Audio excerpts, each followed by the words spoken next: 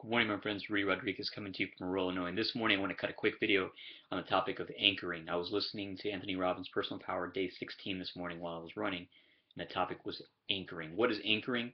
Well, whether you understand what it is or not, you're doing it. And what anchoring is when you make an association with something that can happen now, whether that be doing something or being touched a certain way, or smelling something distinct, or even seeing someone that'll pull an emotional memory from your past and it'll bring it into the present.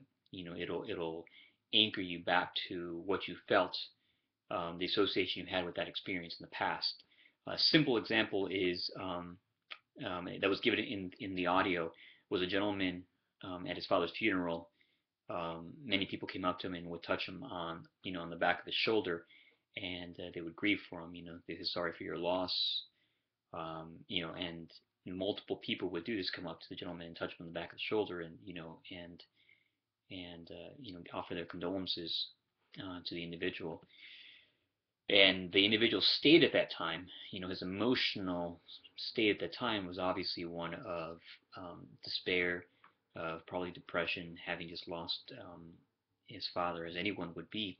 But what happened, unbeknownst to that gentleman, was every time he was being touched on the shoulder, that experience of being touched on the shoulder was being anchored to that emotional memory of despair and depression. So moving forward into the present, anytime that gentleman, and whether he knew it or not, would be touched on the shoulder, it would trigger a mental memory of depression and all those negative feelings associated with his father's death. Now, he wouldn't necessarily think of his father's death per se, but his emotional state would remember that, and it would probably be pulling back to some form of depression or despair.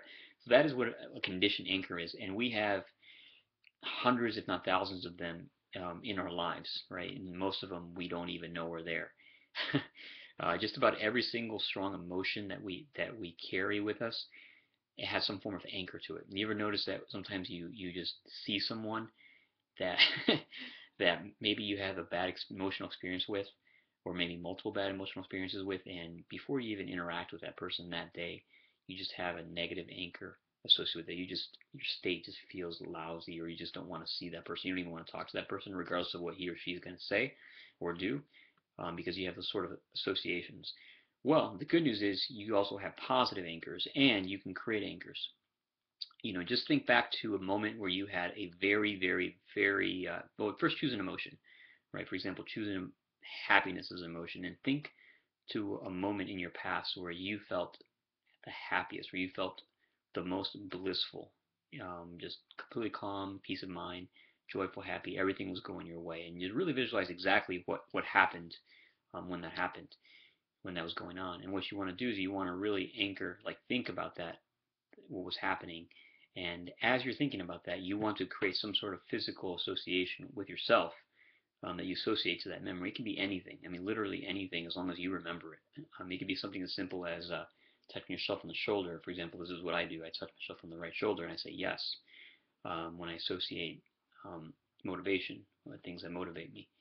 And you can do it with anything. You can even touch the inside of your knuckle, the inside of your specific, ring finger knuckle, and you create that trigger, that emotion, so that you can reference that whenever you're looking to pull up that emotion of happiness. Believe it or not, that touching your point, or making that physical contact, will trigger that anchor.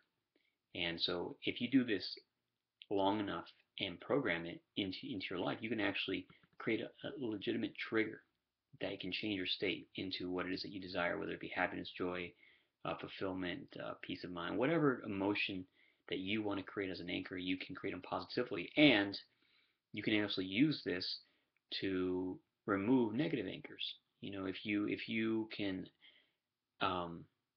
associate a stronger positive anchor with a negative anchor, you can actually have this positive anchor overpower the negative one. So I'm not going to go too deep into that because that's going to take a lot more time. I always want to keep these videos under 5 minutes, but I hope you guys appreciate this quick talk on the idea of what an anchor is.